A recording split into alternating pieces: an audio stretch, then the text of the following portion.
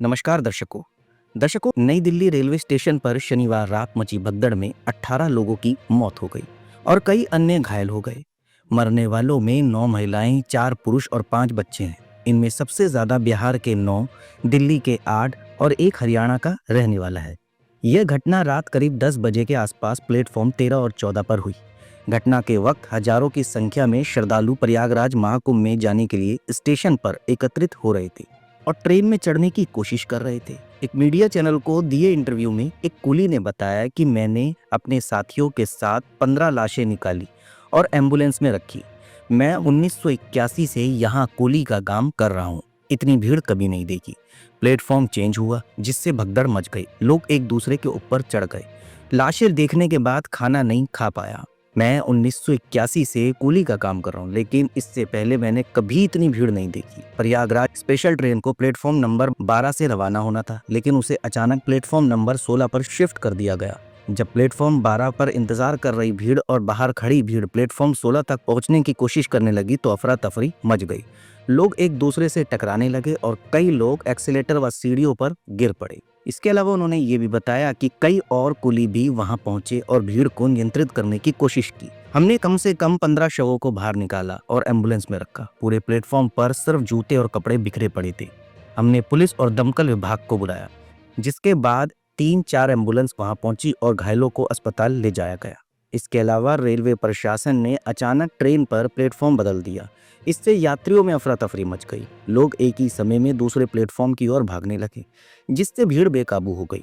लोग एक दूसरे के ऊपर चढ़ गए, कई तो नीचे गिर गए और कई दबकर मर गए। उन्होंने ये भी बताया कि इस दर्दनाक हादसे के बाद स्टेशन का मंजर पूरी तरह बदल गया। इतने शव देखने के बाद मुझसे खाना तक नहीं खाया गया। मेरा मन विचलित हो गया। भगदड़ मामले में ये भी सामने आया कि रात करीब 9:30 बजे मची भगदड़ प्लेटफॉर्म नंबर 13 पर मौजूद लोगों ने प्लेटफॉर्म 14 और 15 पर ट्रेनें देखी तो वह इन प्लेटफॉर्मों की ओर बढ़ गए।